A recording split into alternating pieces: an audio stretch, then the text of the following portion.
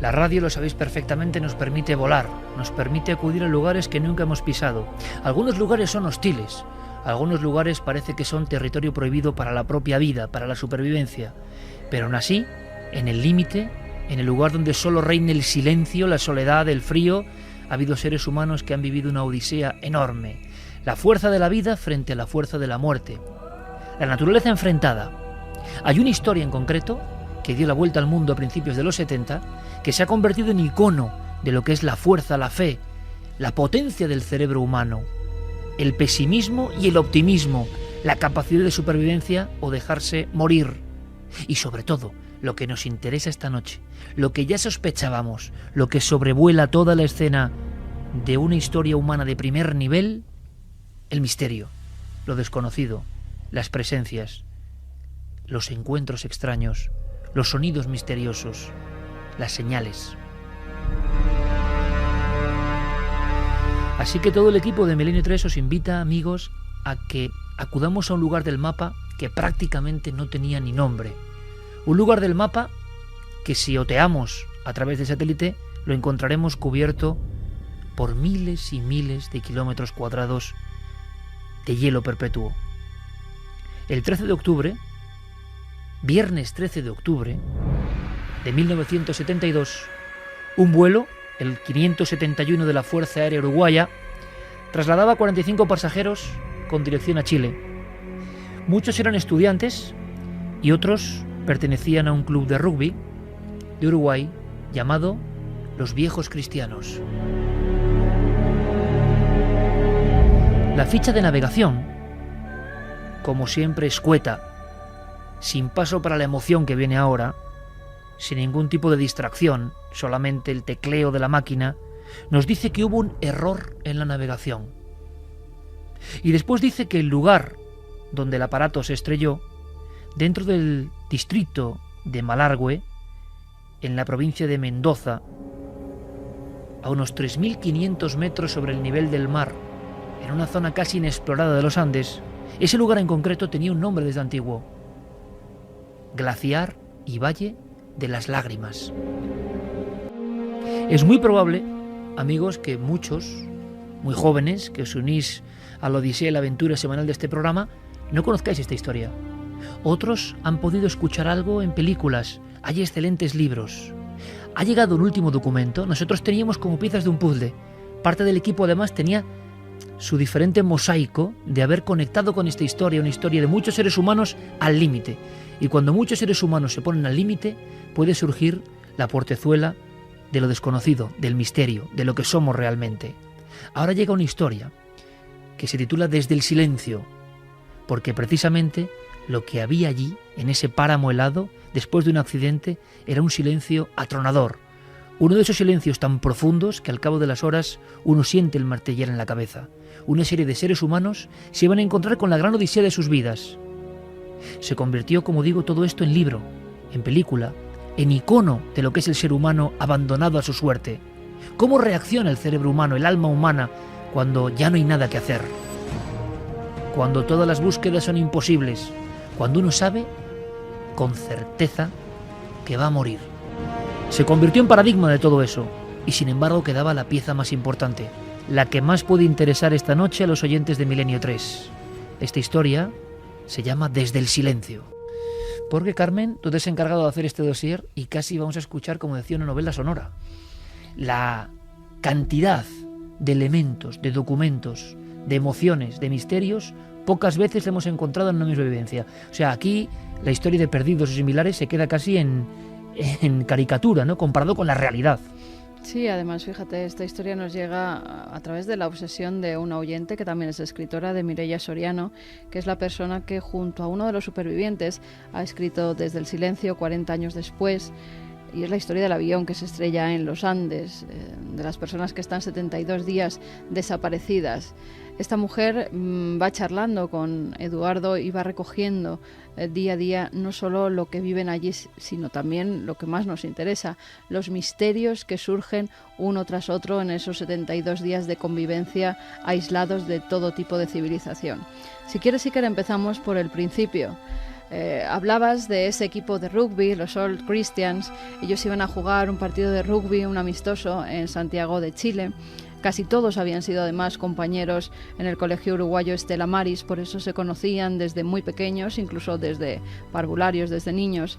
Para ir hasta allí alquilaron un avión, el Fairchild F-227 de la Fuerza Aérea Uruguaya. Tienen que hacer una escala en Mendoza, en Argentina, debido a las condiciones meteorológicas. El viaje ya empieza mal, porque en principio era un vuelo de unas pocas horas, que además tenía que ir directamente a Chile. Ya tenían que haber hecho noche en Chile, pero parece que todo empieza a torcerse. Incluso, fíjate, Eduardo en el libro comentaba que él no tenía que haber estado en ese avión, porque justo cuando está en el aeropuerto se da cuenta de que los documentos, el pasaporte, no iban con él, no habían viajado hasta ese aeropuerto. Su hermano, en un último momento, 2 minutos antes de que despegue ese avión, es el que le entrega su pasaporte, su DNI, los documentos, el pasaje del avión, y es entonces cuando empieza la peor o la mejor también aventura de su vida.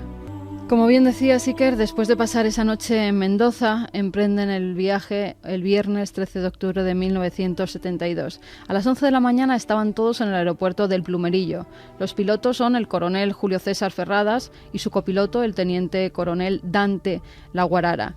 No estaban además nada convencidos de emprender ese viaje, incluso reúnen a los chicos y les explican que no era la mejor hora para atravesar los Andes, porque además hay una serie de corrientes más cálidas que ascienden desde el valle y otras se encuentran con el aire frío que parece que baja de las montañas, y eso produce unas fuertes turbulencias, por lo cual los pilotos no quieren salir, no quieren emprender ese viaje.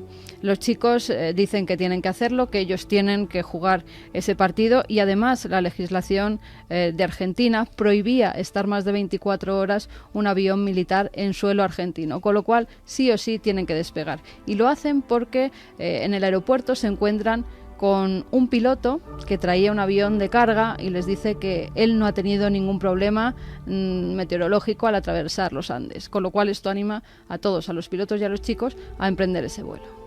Son las 2:18 de la tarde cuando ese Fairchild despega desde el aeropuerto del Plumerillo. A las 3:21 se comunican por última vez con torre de control. El piloto informa que están divisando Curicó, pero está completamente equivocado. Estaba como a 100 kilómetros de aquella zona. Le dan autorización para descender, para empezar el descenso, y eso hace una serie de casualidades macabras, hacen que en ese descenso el avión empiece a estar muy cerca de los picos de las montañas. Los chicos que viajaban en este avión recuerdan cómo ellos desde la ventanilla veían esos picos que iban a causar a muchos de ellos la muerte, esos picos nevados que llevarían a vivir la mayor tragedia de sus vidas. Comienzan a abrocharse los cinturones, saltan todas las alarmas dentro del avión, sobre todo las alarmas de un impacto inminente. Los pilotos ya no pueden hacer absolutamente nada con esa nave que se le va de las manos, y el avión impacta partiéndose en dos. En un primer momento pierde la cola, todos los pasajeros que viajaban en ella, unos salen despedidos y otros se quedan dentro de esa cola.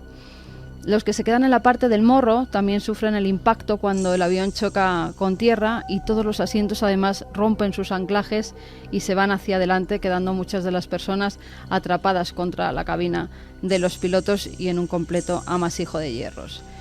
Eduardo tiene una primera visión de esa tragedia que vive en primera persona cuando es muy joven, con tan solo 25 años. Mira, sí, yo tenía 25 años, íbamos a jugar al rugby a Santiago de Chile. Yo hasta ese momento tenía una vida fácil, estudiaba en un buen colegio en Montevideo, una familia que me quería, vivía en un lindo barrio, y en un instante para otro se transformó mi vida, ¿no? Fue un punto de inflexión absolutamente claro y marcado. Y ahí empezamos a vivir todo ese grupo de personas que íbamos en ese avión. En el primer momento sobrevivimos 29 y vivimos 72 días más y pudimos salir 16. Después de habernos transformado, de haber madurado rápidamente, de haber aprendido muchísimas cosas sobre nosotros mismos, sobre el universo, sobre el ser humano, sobre nuestro potencial, sobre lo que importa y lo que no importa, sobre la naturaleza. De la nada quedamos absolutamente en cero, sin alimentos, sin agua, sin casa, y de ahí, de punto cero, tuvimos que partir a crear una nueva sociedad, siendo todos unos chicos de 25 años para abajo, ¿no? Unos chicos que su máxima preocupación había sido qué hacían el fin de semana siguiente, dónde iban a pasar las vacaciones, familias acomodadas que nunca habían tenido ningún problema, que vivían felices junto a los suyos y que de repente se ven la mayoría malheridos junto a muchos cadáveres. En un principio son 13 personas las que mueren y con nada de sustento a su alrededor, tan solo el blanco más inmenso que nunca se hubieran podido imaginar. Eduardo recuerda cómo se escuchaban muchos lamentos al principio, cómo después de ese primer impacto, después de ese shock, unos minutos después, empiezan a oírse los gritos, el ayúdame, el sácame de aquí. Los que estaban en mejores condiciones, como Eduardo, junto a su amigo de la infancia, junto a Marcelo Pérez del Castillo, comienzan a liberar a sus compañeros. También comienzan a sacar a los muertos de dentro de la cabina, donde pues tanto los vivos como los muertos se juntaban unos con otros.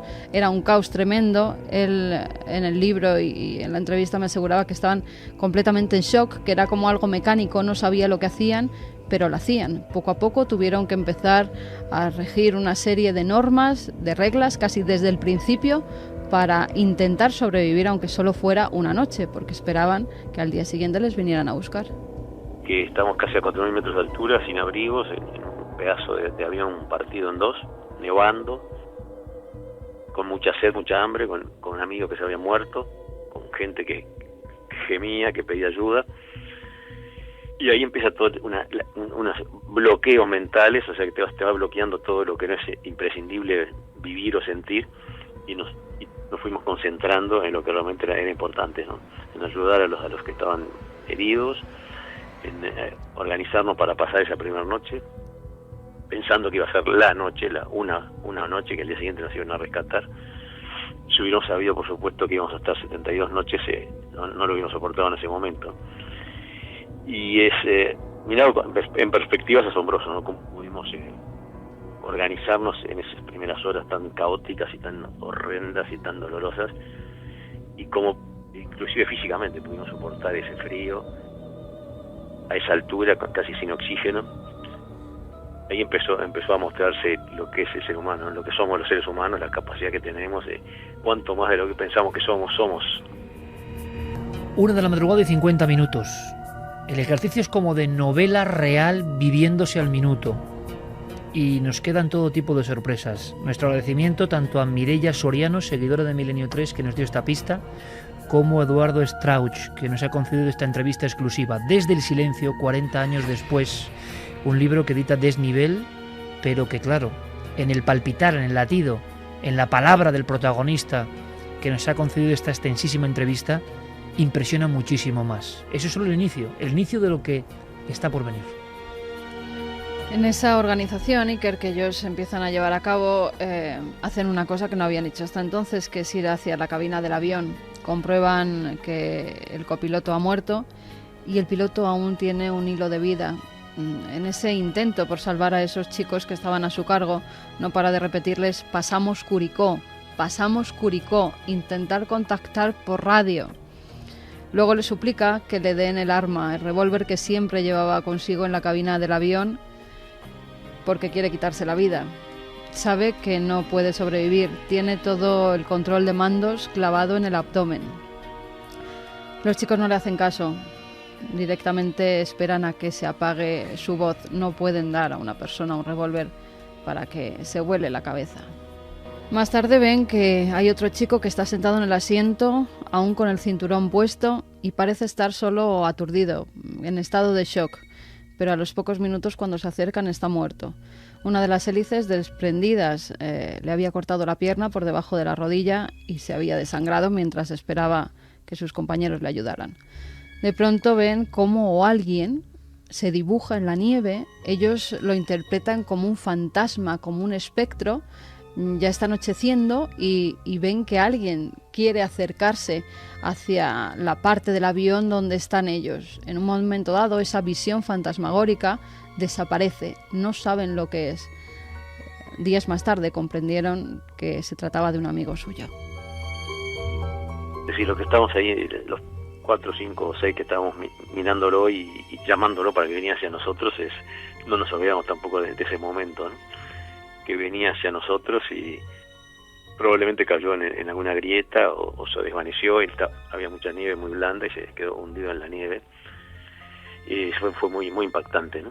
Empezamos a tomar conciencia de la muerte que nos empezaba a rodear, nos podía tocar a cualquier momento.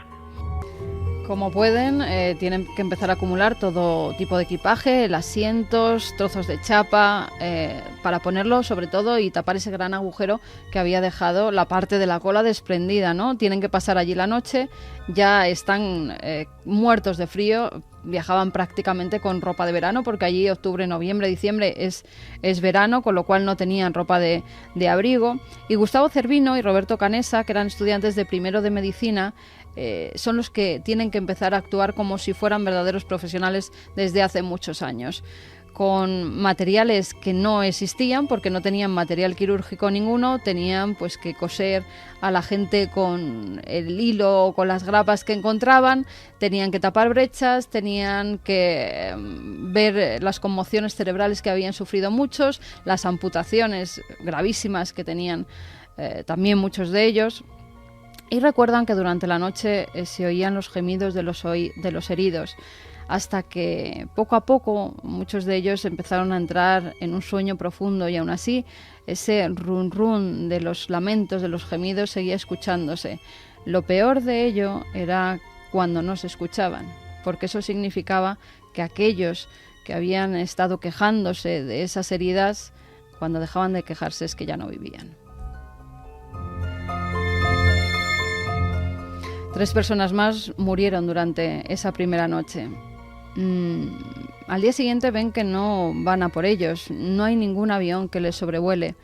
Pasa lo mismo al segundo o tercer día, parece que escuchan algo, incluso ven alguna aeronave que se acerca, pero parece que esta no les ve a ellos. Ellos intentan hacer todo tipo de señales, incluso un SOS con el material que buenamente podían recoger, pero todas esas naves que sobrevuelan sus cabezas en ningún momento pueden verles. Al parecer es una zona donde las nubes se condensan muy bajas, son muy blancas, hay una niebla muy espesa y era imposible ver este avión, que además era blanco, con lo cual no se distinguía casi en la nieve. A los 5 días del accidente, una pequeña comisión de chicos va hasta la cola del avión para ver si allí había más supervivientes. Se encuentran con algún cuerpo de nuevo unido al sillón.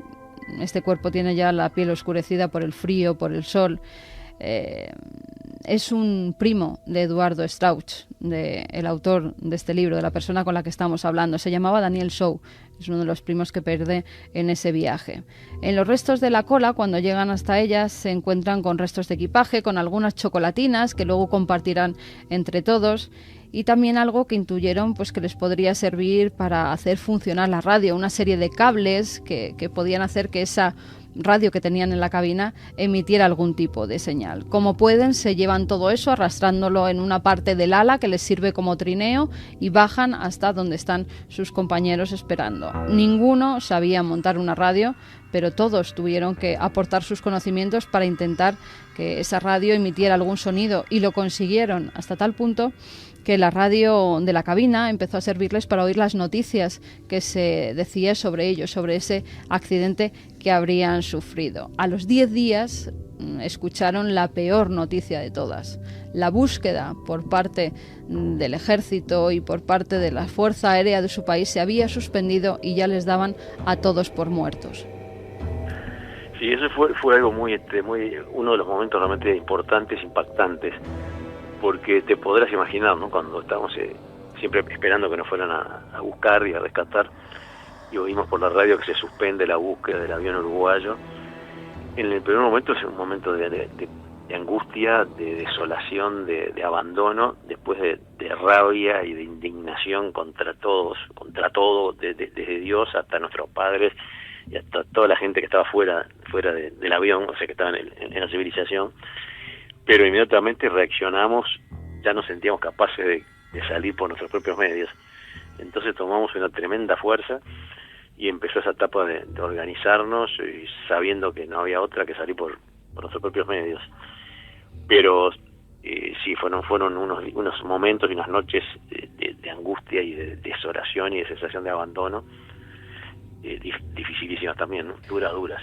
A todos también nos pasó en algún momento por la mente, ¿no? Qué ganas de abandonarme y morirme, que es la más fácil de todas, ¿no? Pero enseguida reaccionabas y pensabas en tu familia y tu padre y tu madre que te estaban esperando, y te venían las ganas de seguir luchando, y ya conocíamos nuestras capacidades, nuestras posibilidades de lograr una cantidad de cosas que antes no sabíamos. O sea que enseguida te levantabas y seguías la lucha dura, que fue durísima. Están en la más absoluta nada, ya todo el mundo les da por muertos, no tienen nada que llevarse a la boca porque incluso habían estado comiendo la pasta de dientes que algunos de ellos llevaban en sus neceseres, no tenían ya más que repartir y sabían que o hacían algo o comían proteínas o morían, y morían todos. No había ningún animal, en todo ese glaciar nevado no había absolutamente nada, era una montaña sin vida, con lo cual la muerte fue la que les dio la vida. Tuvieron que recurrir al canibalismo, a comerse a sus propios familiares, a sus propios compañeros, a sus propios amigos, incluso a la mujer de uno de ellos que fallece cuando están allí.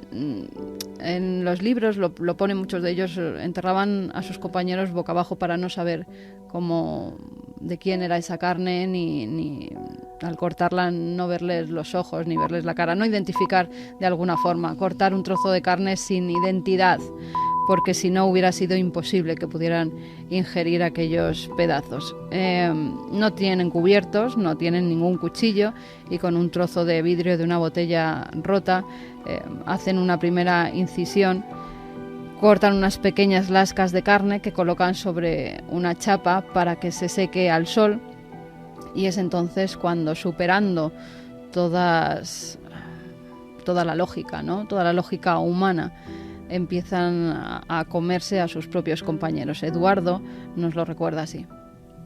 Sí, nosotros rápidamente nos fuimos sintiendo cada vez más débiles, obviamente. Nuestra porción de comida al principio era un pedazo de chocolate, un poquito de pasta de dientes y una tapita de botella de licor o de vino. Eso era la ración diaria. Entonces rápidamente nos empezamos a sentir muy débiles y nos dimos cuenta que había que ingerir proteínas, porque si no nos moríamos todos ahí apelotonados. Inclusive llegamos a probar todo lo que podría llegar a tener proteínas, como valijas de cuero, zapatos, probamos todo, hasta que llegamos a la conclusión que la única proteína disponible eran los cuerpos de nuestros amigos muertos, que también se podrán imaginar qué difícil decisión. Hubo que vencer culturalmente tabúes de milenios quizás, pero una vez que pudimos vencer nuestras mentes, yo por lo menos jamás tuve problema de conciencia, ¿no? Ni en ese momento ni después, pero hubo que vencer esa barrera muy muy difícil. Y así fue que seguimos viviendo gracias a nuestros amigos que habían muerto, que hicimos un pacto entre nosotros, nos fuimos convenciendo a los que no estaban convencidos de hacerlo y ofreciéndonos unos a otros, ¿no? Eso fue uno de los momentos más emocionantes y de mayor solidaridad, porque nadie sabía quién iba a ser el alimento del otro. Como decía Eduardo, en esas circunstancias nadie sabía cuánto tiempo iban a durar, ¿no? Los que habían logrado sobrevivir al accidente y ellos mismos, y Eduardo lo recordaba y lo cuenta en el libro, decían: oye, si yo me muero, comedme, vivid gracias a mí, comed mi cuerpo, porque yo ya no estaré aquí, tan solo es un trozo de carne lo que queda y os puede dar vida a vosotros. Incluso decían que esos trocitos de carne medio congeladas para ellos no tenían sabor alguno, eran duros, eran inodoros, eran muy pequeños y eran neutros para los sentidos, así calificaban esos trocitos que les daban la vida. Roberto Canessa, que también logró sobrevivir, también nos contaba en un pequeño fragmento que hemos sacado de un documental cómo entre todos se dan cuenta que el comerse a sus compañeros es lo único que pueden hacer. Sí. Era terriblemente duro porque además eran los muertos eran nuestros amigos. Vos tenías que meterte en la cabeza que te ibas a comer un pedazo, un amigo tuyo muerto, te ibas a tener que comer un muerto. Y eso nos llevó días y días de pensarlo. Creo que muchos tuvieron en la mente del principio, pero no se animaban a decirlo. Que Jesucristo lo había hecho en la última cena y parecía algo espiritual. Otros lo tomaban como que ya eran como que las personas no estaban ahí, lo cual era realidad. Pero todas esas elucubraciones son teóricas hasta llegar al momento práctico en que vos tenés que ir y cortar y comer un pedazo y tu mano no te quiere obedecer y tu boca no se te quiere abrir y tu estómago está totalmente repugnado, ¿no?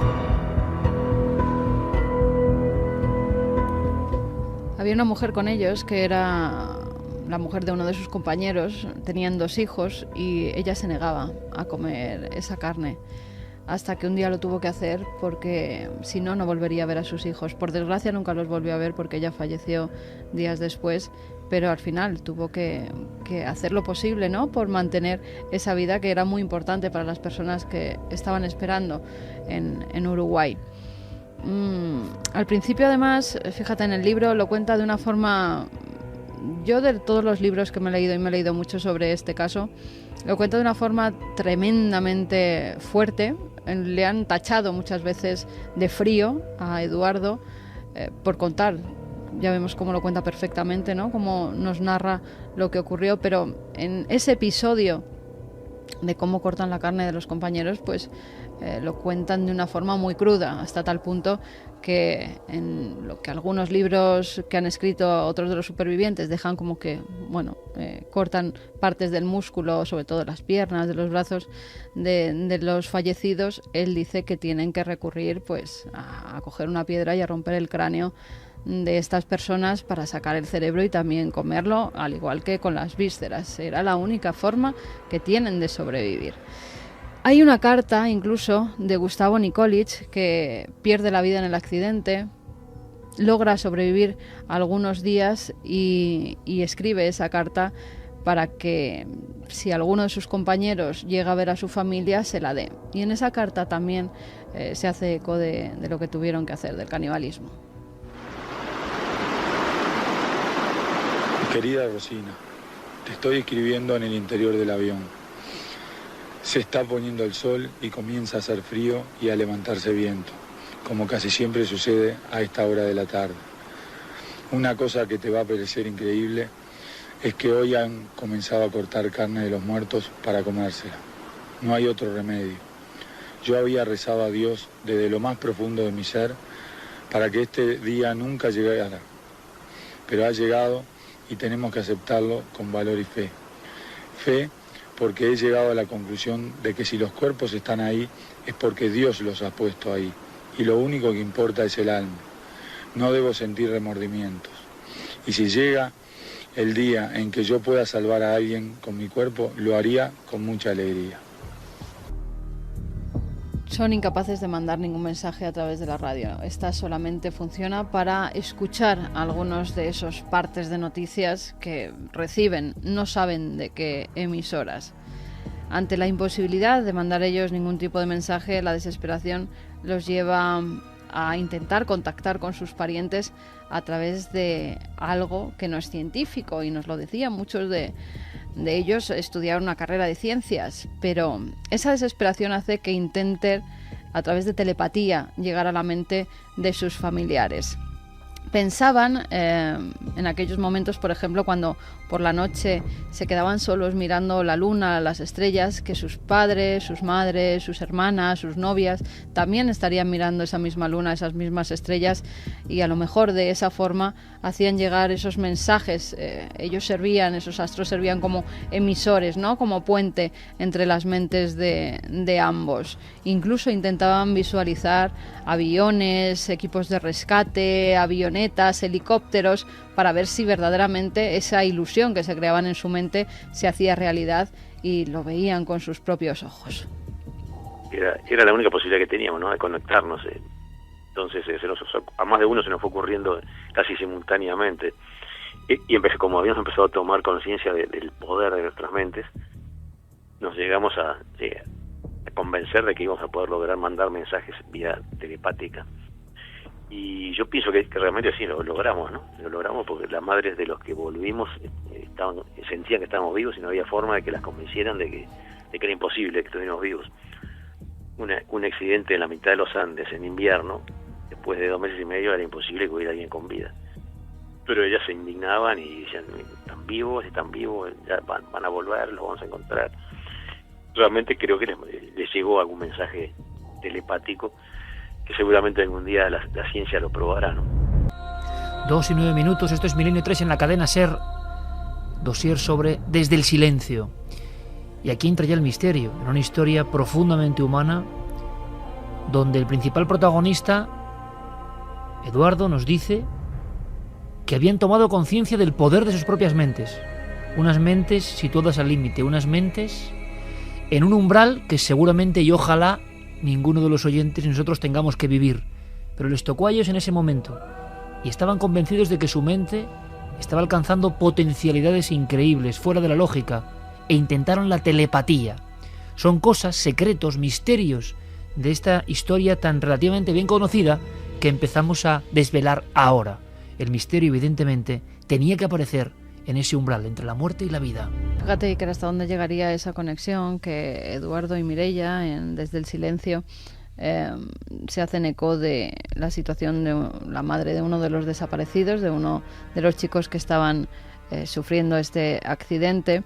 Ella viajaba continuamente a Chile para ver si se reanudaban la búsqueda, ¿no?, de los restos del avión, hasta que un día, estando con otra de las madres en una habitación del hotel, le dijo: yo es la última vez que vengo porque mi hijo acaba de morir. Después confirmaron que así era. El mismo día que ella había estado en Chile en esa habitación y que sintió ese malestar y dijo que ya no volvía porque su hijo había logrado sobrevivir varios días pero ya había perdido la vida, identificaron que fue justo el momento en el que se había producido el fallecimiento de este joven. Con el paso de los días, las 27 personas que se apiñaban en los restos del avión ya conocían muchos de los sonidos, tanto los del día como los de la noche. Ya no hablaba ninguno, esa cabina se quedaba a oscuras, menos, y esto fíjate, a Eduardo Strauch le significó mucho, ¿no? Porque el piloto de la salida de Exit, eso siempre que ponía Exit, él siempre miraba y se había quedado encendido, macabramente encendido, como diciendo que por ahí estaba la salida por la que no podía salir nadie porque no llevaba a ningún sitio. Pero esa luz era la que él identificaba como tengo que seguir, tengo que continuar, hasta tal punto que cuando le fueron a rescatar, él se llevó ese pequeño piloto que ponía Exit porque había significado mucho en su vida. Ellos tienen que identificar no solo los ruidos del día, sino los de la noche. Y en esos ruidos de la noche, una jornada que están todos ahí apiñados, parece que empiezan a oír un estruendo bastante grande, que no saben de dónde viene. Incluso creen que han aterrizado de alguna forma en una zona de volcanes, porque parecía que en ocasiones incluso se movía esa parte del avión. No sabían si era por el deshielo o por el hielo que crujía debajo de ellos cuando alguno se movía, pero en esa ocasión sufren una avalancha terrible que acaba con la vida de muchos y que a Eduardo le hace vivir una experiencia cercana a la muerte. Sí, eso es una de las cosas también, justamente uno de los capítulos del libro se llama el tiempo, ¿no? Porque qué relativo es el tiempo. En pocos segundos, de que estuve apretado bajo la nieve, prácticamente asfixiado, y tuve todo ese proceso que hemos oído muchas veces similares, ¿no? De personas que están al borde de la muerte.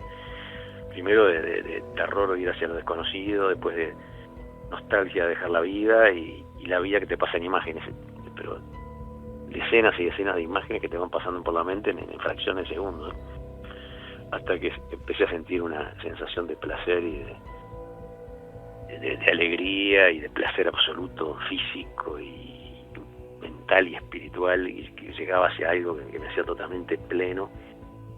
Y en ese momento me entró oxígeno porque se movió Adolfo, mi primo, que estaba apretado al lado mío. Me volvió el oxígeno a los pulmones y volví de vuelta al infierno de la cordillera. Pero llegó un momento que yo estuve convencido que estaba muerto, ¿no? Estoy muerto, ahora qué pasa, con una gran expectativa y una sensación de tremendamente placentera.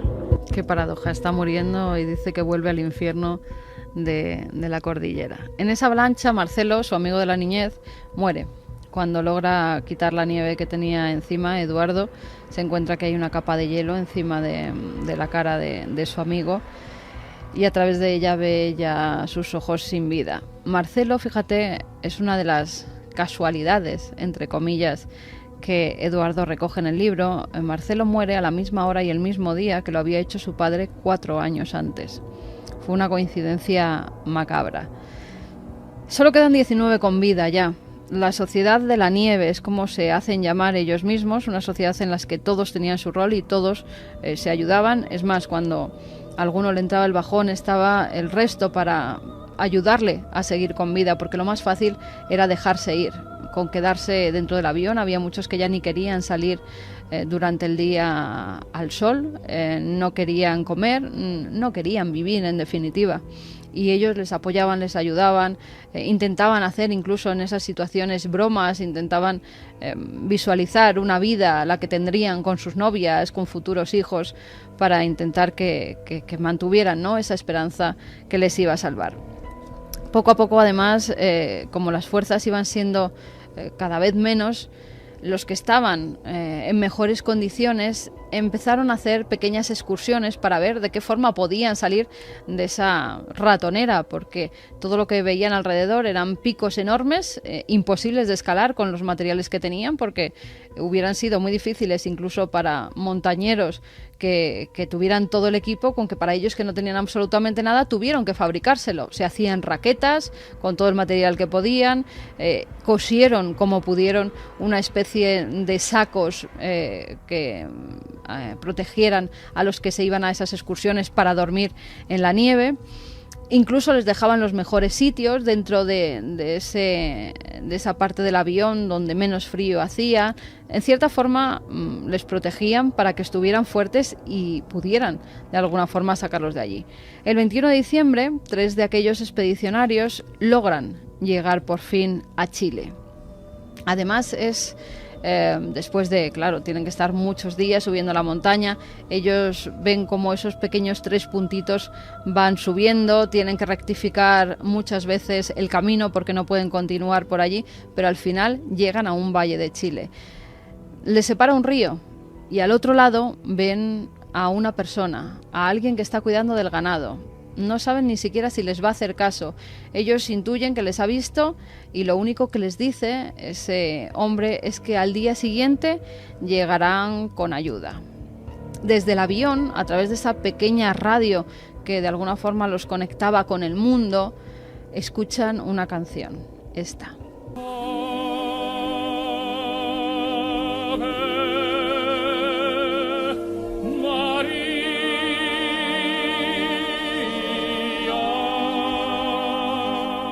Es el Ave María de Gounod, una música que para ellos suena a gloria, y más cuando después pueden intuir estas palabras que se emiten a través de esa pequeña radio. Dice textualmente: vengo de un avión que cayó en las montañas, soy uruguayo, hace 10 días que estamos caminando, tengo un amigo herido arriba, en el avión quedaron 14 personas heridas. Tenemos que salir rápido de aquí y no sabemos cómo. No tenemos comida, estamos débiles. ¿Cuándo nos van a buscar arriba?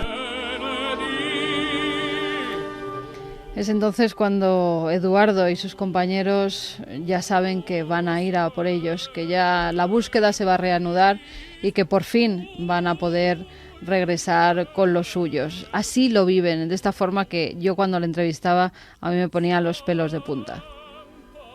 Yo todavía tú me lo comentás y me preguntás y se me pone la piel de gallina cuando me acuerdo de ese momento, como si hubiera sido hace media hora, ¿no?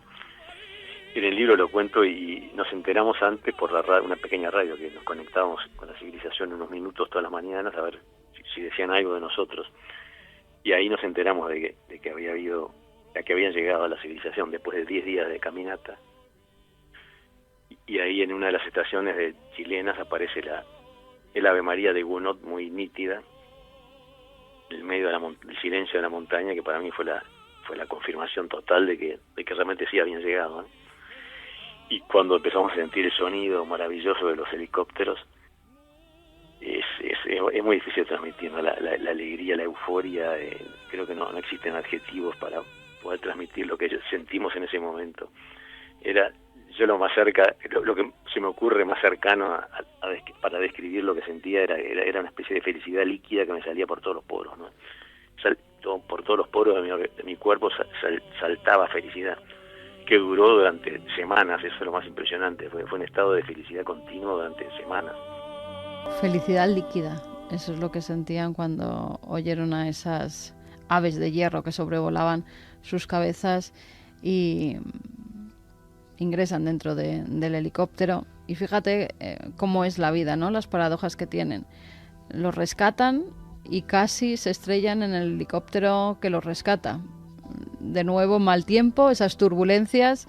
Decían que los pilotos lo pasaron fatal para llegar hasta Chile, para llevar el avión y aterrizarlo, porque había unas condiciones malísimas. Ellos casi ni se enteran de esas turbulencias que están viviendo y que casi de nuevo les cuestan la vida. Había sobrevivido al primer impacto, a la avalancha, y ahora cuando era rescatado casi se estrella de nuevo. Pero por fin consiguen llegar a Chile. No entienden cuando aterrizan por qué hay tanto revuelo, por qué hay tanta gente haciéndoles fotografías e intentando entrevistarles. Con el paso del tiempo lo entenderán. Inmediatamente son trasladados a un hospital porque las condiciones en las que estaban eran pésimas. Habían adelgazado muchísimo, tenían barba, el pelo sucio, no habían podido ni asearse prácticamente, no tenían ni para comer ni casi para beber como para asearse, con lo cual son trasladados inmediatamente al hospital, y es entonces cuando las familias, sin saber cuáles de ellos habían sobrevivido, llegan al hospital. A la primera que ve es a su madre, y este es el encuentro. Exactamente, 25 kilos menos, negro, quemado por el sol. Sé que estábamos muy buenos mozos, después decían las chicas, ¿no? Que estábamos flacos y quemados, pero ya habíamos perdido el aspecto de cadáveres quizás que teníamos un día o 2 o 3 días antes. Y pasé una noche en un hospital de San Fernando, un pueblo de Chile. Ahí fue donde tuve contacto con mi madre, que entró muy nerviosa, estaba te podrás imaginar, ¿no? En ese momento para una madre. Y fueron pocas palabras, ¿no? Igual que cuando me encontré después con papá, lo mismo, ¿no? No había muchas palabras que decir, eran abrazos y miradas y ojos brillantes y abrazos de vuelta. No había palabras, evidentemente. Para esos momentos no hubo muchas palabras. Después, cuando empiezan a comentarse las cosas de cómo han logrado sobrevivir, su madre, con esa ingenuidad, le pregunta si han comido conejos y pajaritos, y él es incapaz de decirle que sí. Sabe que se tiene que enfrentar a la verdad y que tiene que contarle pues esa macabra realidad, hasta tal punto que le dijo: no, nos hemos tenido que comer a los muertos. Imagínate si para una madre eso es impactante, cómo lo toma la sociedad cuando ellos, pues de cierta manera, se tienen que enfrentar a esas ruedas de prensa que hacen cuando vuelven a su país, cuando vuelven a Uruguay. Cuando están en el hospital hay muchos medios de comunicación que intentan entrevistarlos, siempre se les pregunta por lo mismo: ¿cómo habéis logrado sobrevivir? ¿Qué habéis hecho? ¿Qué había allí para que teníais en el avión para 72 días de comida? Hay una cosa que, fíjate, en cierta manera une a Eduardo con España. Y es una cosa muy curiosa. Durante los días, en esos 72 días del accidente, su madre, por casualidades extraordinarias, extremas, llamadlo como queráis, empieza a recibir una especie de mensajes de una virgen española, de unas extrañas apariciones, las de San Sebastián de Garabandal. Poco a poco a la madre le van dando un libro, una estampa, el cura que viaja en el avión en el que van a rescatarlos cuando ya están en Chile acababa de venir de Garabandal. Y Eduardo, yo se lo preguntaba y él recordaba con cierta simpatía cómo esa Virgen siempre estuvo como en cierta forma protegiéndolos hasta traerlos de vuelta a casa. Qué fantástico eso, sí, fue una cosa totalmente así casual. Una iglesia, había una amiga, y le mostró la estampita de la Virgen de Garabandal, y después otra amiga que había estado en España hace poco y había oído de la Virgen de Garabandal, que había hecho milagros, y entonces se aferraron a la Virgen de Garabandal y le empezaron a rezar a Garabandal, a la Virgen de Garabandal. Yo creo que las ayudó mucho a ellas, no sé cuánto habrá ayudado a que nosotros nos salvemos, pero creo que fundamentalmente les ayudó mucho a ellas, ¿no? Tener esa esperanza de esa Virgen que no conocían antes y que había hecho milagros, y entonces le pedían a ella el milagro de nuestra salvación. Y es entonces cuando se tienen que enfrentar a la realidad, ¿no? A su vida de nuevo, a la vida que habían dejado durante ese periodo de tiempo en el que habían estado aislados en esa sociedad de la nieve. Y es entonces cuando llegan casi más problemas que los que habían tenido cuando habían estado aislados. Eduardo recuerda lo mal que lo pasa en esa reentrada a su vida anterior. Así es, fue muy difícil, fue mucho más difícil de lo que yo me imaginaba, ¿no? Porque tuvimos que cortar todos los vínculos con esta sociedad para poder adaptarnos a lo otro, todas las normas de convivencia, etcétera, etcétera, y volver a esta sociedad de vuelta fue dificilísimo, sí. A mí nunca me importó mucho, o no me importó nada lo que decía la gente, y la prensa amarilla, y todo el sensacionalismo. Tenía mi conciencia muy tranquila, siempre la tuve, pero fue impactante. Ya en la montaña, nomás en la mitad de la montaña, cuando bajamos el helicóptero, nos encontramos con decenas de periodistas y cámaras que no entendíamos a quién estaban filmando, a quién estaban buscando. Estábamos totalmente desubicados, ¿no? de la realidad. Y después sí, en la vida diaria demoré más de un año largo, más de un año, sí, en readaptarme a la civilización, entre comillas, ¿no? Al tono de hablar de la gente, a las cosas que se decían. Éramos un poco los bichos raros, todo el mundo estaba alrededor nuestro, siempre con curiosidad. Eso fue realmente sí, difícil y largo, mucho más largo y difícil de lo que yo me imaginé. Era difícil y largo el ingresar de nuevo en esa sociedad que habían dejado, y sobre todo cuando algunos de los familiares de los fallecidos no entendían o no pudieron comprender que se comieran a sus hijos, a sus nietos, no podían tolerarlo, más cuando los habían visto en su casa jugando, compartiendo pues la vida cotidiana con sus hijos. Por ejemplo, la madre de Marcelo, de su mejor amigo, no quiso nunca volver a verle, y eso Eduardo lo recuerda con gran pena. Sí, eso fue muy muy doloroso para muchos de nosotros, ¿no? Que nos pasó eso. Yo seguía, me imaginaba yendo de mi casa a la casa de mi amigo que se había muerto al lado mío en la avalancha, a contarle a madre que era vivo en ese momento ya, los últimos momentos de su hijo y lo fantástico que había actuado. Y bueno, yo me lo imaginaba así, pero nunca me quiso recibir. Y bueno, es comprensible, siempre nos vio juntos y no soportaba la idea de verme a mí solo y que su hijo no hubiera vuelto, ¿no? Y en Came también hubieron otras familias que sí nos recibieron como sus hijos, hasta el día de hoy viven algunos, nos quieren como sus hijos, inclusive escribieron algunas cartas abiertas a los diarios en aquel momento agradeciendo que sus hijos hubieran servido para que nosotros volviéramos vivos, ¿no? Porque nosotros pudiéramos volver. Así que es una historia que tiene tantas puntas y tantas historias de todo tipo, ¿no? Tan emotivas y tan profundas, tan tristes y tan difíciles. Yo a veces me pongo fuera de mi historia y realmente tomo algo de conciencia de lo fantástica y apasionante que es nuestra historia que nos tocó vivir a nosotros en los Andes. Una de esas familias que sí que entiende lo que tuvieron que hacer, incluso decían que sus hermanos, sus hijos hubieran hecho lo mismo, era la de Nikolić. Su hermano, Alejandro, se hacía eco, además de las palabras de toda su familia, y él declaraba que lo que hicieron estaba bien hecho. Lo hubiesen hecho cualquiera, a los 16 si los hubiesen tocado morir lo hubiesen hecho. Y me parece divino. No solo a mí, sino a mis padres, me parece una comunión tan grande, te diría que hasta cierto punto un orgullo, un orgullo de que ellos, por una parte de mi sangre, hayan podido estar vivos, ¿no? 2:29, esto es Milenio 3, desde el silencio, una revisión de una historia mítica, de tributo, de solidaridad, de tristeza, de dar la sangre y la vida por otros, de canibalismo entre personas que se conocían desde niños, de la soledad absoluta, de la pérdida o la forma de mantener la esperanza, el ser humano al límite y por tanto muchísimo aprendizaje.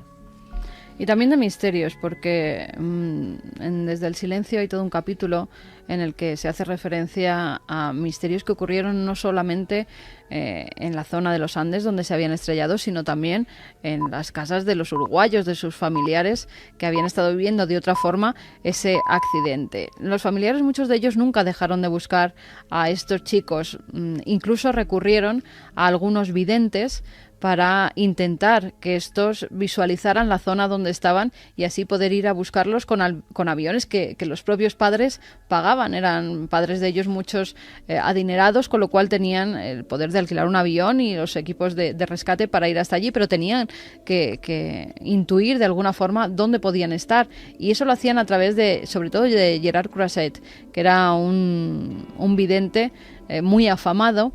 Y que, el radar humano le llamaban. Exactamente, pues el radar humano al parecer acertó bastante porque visualizaba tal y como había sido el accidente y además siempre repetía una cosa, que había vida y había muerte. Es decir, que todavía quedaba gente que estaba esperando que le rescataran y también gente que en ese accidente había muerto. Lo recuerda Carlos Pérez, que era uno de los periodistas que pudo vivir cómo se hicieron esas búsquedas con Gerard Croiset. Estaba a distancias de miles de kilómetros de aquel holandés.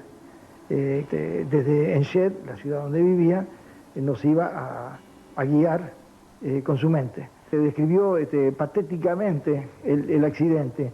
Entonces de golpe yo voy hacia la montaña, yo me acerco a la montaña. Hay una montaña descabezada, por eso yo busqué mucho tiempo, durante casi semanas enteras, busqué la imagen de un volcán descabezado. Y tiene una nube permanentemente siempre encima. Había una nube siempre encima de esa montaña. Me acerco a la montaña. No puedo levantar más el avión. Dice, nos estrellamos. El avión golpea contra la cresta de la montaña. Pero qué curioso, no se destroza totalmente. Se destroza un ala, se destroza la cola. Tal cual sucedió. Y el avión pasa al otro lado de la montaña y se desliza como en un tobogán. Me voy deslizando en un tobogán, sigo deslizándome en un tobogán, me detengo. Hay vida y hay muerte. Hay vida y hay muerte, hay sobrevivientes. Y ahí entonces entendemos de que hay vida y hay muerte y que el accidente había sido. Si yo lo había dicho patéticamente en una realidad tan fantástica, lo había leído con la mente de tal forma que de inmediato empezamos a buscar. Hasta que finalmente, en los preámbulos de la Navidad, se dio el milagro. Croiset tenía razón. Y a pocos kilómetros, errándole por metros en una distancia tan descomunal, el avión estaba allí. El misterioso Croiset, muchas veces utilizado por la propia policía en los Países Bajos para descubrir, por desgracia, cadáveres de niños, situaciones truculentas. El radar humano también, yo lo desconocía, había intervenido en este caso, prácticamente acertando. Increíble. Más intuiciones, más misterios que se dan. Pancho Delgado, cuando está subiendo las escalerillas del avión, habla con los compañeros y dice que tiene la certeza de que ese avión se va a estrellar. Gustavo Cervino también cuenta que ha tenido un fuerte presentimiento, es más, lo comenta con la mujer del médico que viajaba con ellos, y esta le dice, se llamaba Esther esa mujer, y esta le dice que ella también ha soñado que el avión va a tener un accidente. Aún así se suben al avión. Hubo una persona que lo perdió en el último momento y que luego aseguró que una serie de circunstancias hicieron que no llegara a cogerlo. Creen que es el destino. En Mendoza, cuando estaban en Argentina, cuando tuvieron que dormir allí esa noche, pernoctar por el mal tiempo, porque no podían continuar, conocieron a unas chicas con las que se fueron a cenar, y había en ese restaurante una especie de mural donde todos ponían los nombres, y esa chica escribió encima Viernes 13. un viernes 13 macabro. Es más, esa chica, junto a sus amigas, le dijo a estos jugadores de rugby que no subieran a ese avión. Eduardo lo pone en el libro. Dice, queden en Mendoza, el avión va a caer porque hoy es viernes 13. Hay también una serie de numerología que intuyen que puede tener que ver por las fechas, por las horas en que se dan todos esos hechos. Incluso también hay intuiciones familiares. Cuando se está produciendo el accidente, uno de los padres que va a entrar en el banco, estaba además toda su familia en el avión, su mujer y sus 2 hijos viajaban en él. Va como cualquier otro día al banco, pero al abrir la puerta siente una emoción muy fuerte, muy tremenda, que le hace sentirse muy mal en un momento determinado. Se va a su casa a descansar porque cree que se está poniendo malo. Él no sabía que habían aterrizado en Mendoza, que habían tenido que pasar la noche allí y que reemprendían el vuelo al día siguiente. Estamos hablando de 1972, no había teléfonos móviles, la forma de comunicar no era tan fácil como ahora. Y estando en su casa, él escucha en las noticias que hay un avión de la Fuerza Aérea que se ha estrellado, de la Fuerza Aérea Uruguaya, pero no le da más importancia porque él yacía a su mujer y a sus hijos en Chile. A las pocas horas vienen desde el ejército, porque él tenía contactos con el ejército, a avisarle que el avión se ha estrellado y que en él van su mujer y sus hijos. Él atribuye esa fuerte impresión al momento exacto en el que se está estrellando el Fairchild. Después de esta tragedia, Eduardo decía que para él habían cambiado mucho las cosas. Ha cambiado, como yo creo, como para cualquiera que vive algo así, ha cambiado completamente su forma de ver la realidad, la vida. Y fíjate, también ha tenido que superar el volver al lugar de los hechos. En 1995 es cuando, después del accidente, por primera vez regresa a esa montaña que tan cruelmente les ha tratado. Cuando por primera vez se enfrenta a esa cruz que tiene los restos de sus compañeros enterrados debajo. Cuando todavía ve algunas partes del avión en el que tuvieron que sobrevivir 72 días. Y no solamente va él, sino que le acompañan sus hijos. Ya justamente es uno de los motivos por los cuales he ido con mis hijos y voy con amigos y sigo yendo, es para que la gente que me importa y que quiero pueda entender un poco más, ¿no? Si no, es muy difícil acercarse o entender mucho de lo que vivimos si no estás en ese lugar. Estando en ese lugar es más fácil entender muchas más cosas. Y creo que lo resume todo, que creo que también lo dejé en el libro escrito cuando fui con Pedro, mi hijo menor, la primera vez, que tenía 14 años o 13. Y un día esplendoroso, estamos ahí al lado de la tumba, donde están todos los restos de nuestros amigos, y en silencio absoluto, porque no había viento, y Pedro miró 360 grados a la redonda en silencio, y después me dijo, papi, ahora entiendo muchas cosas. Y eso creo que resume un poco, ¿no?, todo lo que esa montaña y esa experiencia significa para mí y para la gente alrededor mío, que puede llegar a entender bastante si va a ese lugar conmigo, ¿no?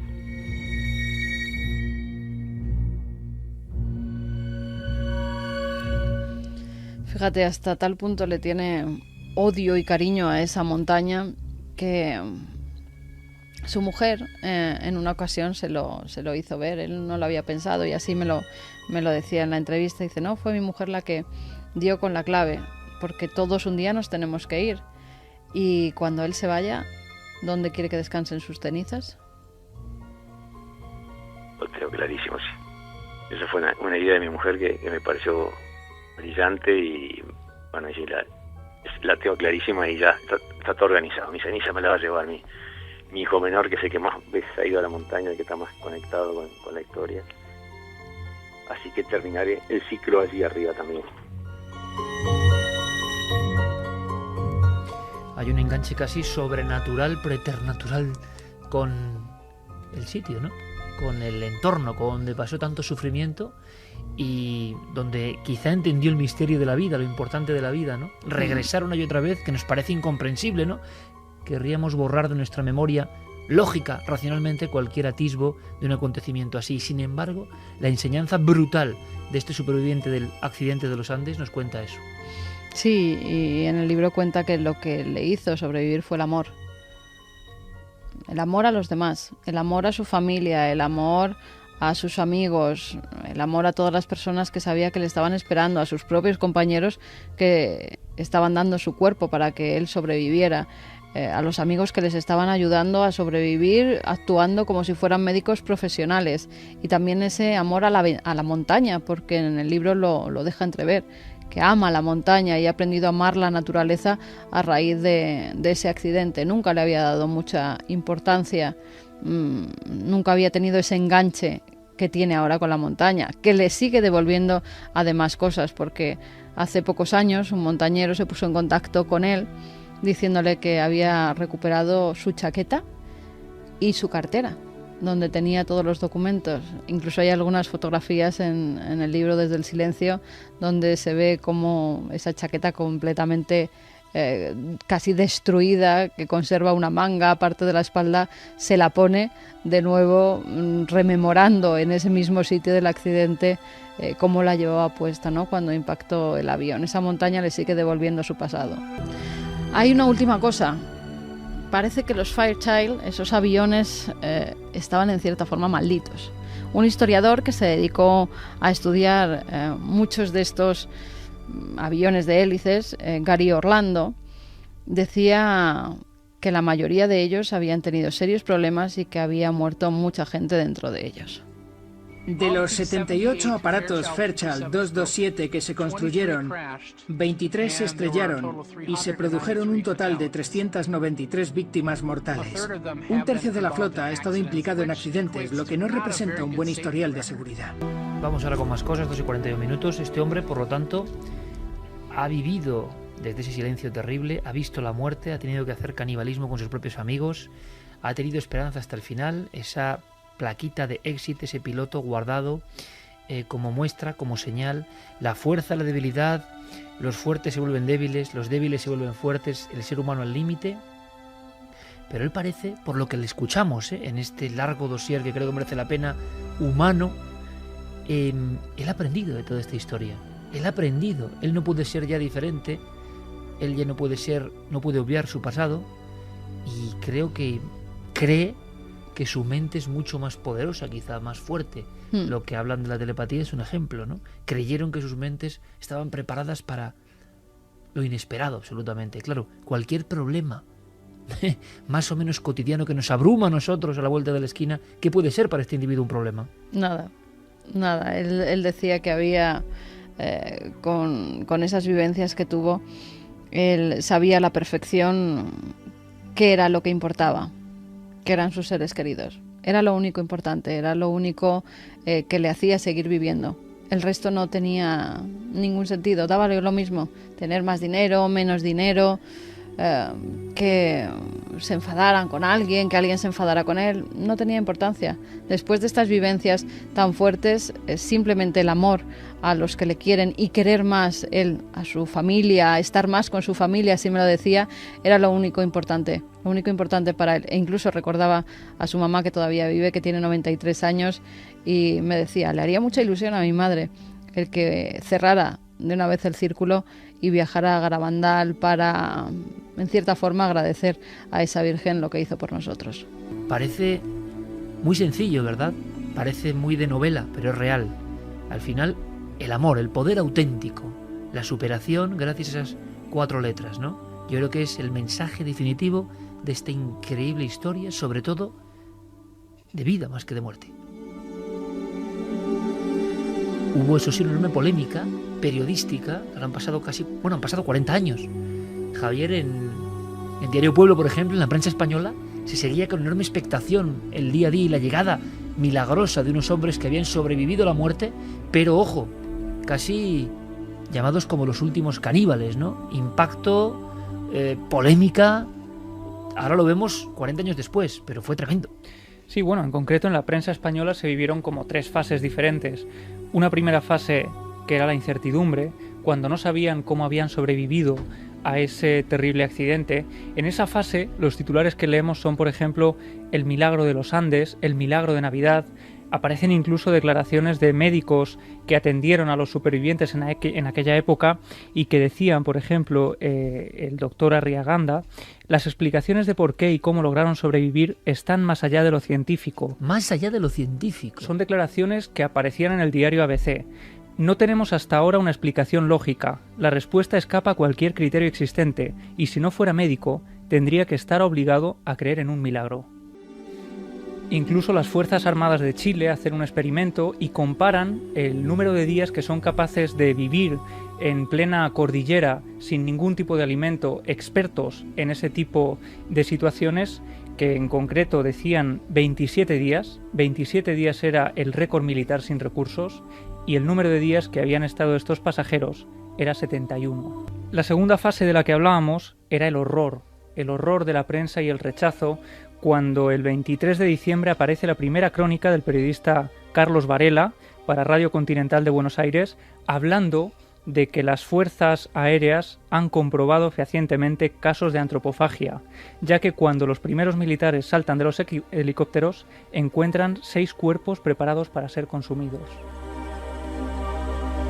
O sea, aquí, por encima de la historia espiritual de misterio y superación, lo que impacta en aquel momento es el canibalismo moderno y la estampa que se encuentran, ¿no? Sí, y de hecho yo creo que esto es lo que eclipsó todas las historias que estamos escuchando ahora y que a mí me parecen mucho más interesantes que esta del canibalismo, ¿no? Pero los titulares que se leen a partir de esa fecha son absolutamente demoledores con estos supervivientes. Hablan, por ejemplo, el milagro de los Andes derivó de lo épico a lo macabro. Hombres del equipo de socorro hallaron restos humanos despedazados junto al avión siniestrado. Y aparecen recogidas, por ejemplo, palabras de uno de los padres de los supervivientes, que dice: creo que por la sangre y el cuerpo de mi hijo corren la sangre y el cuerpo de otros hijos.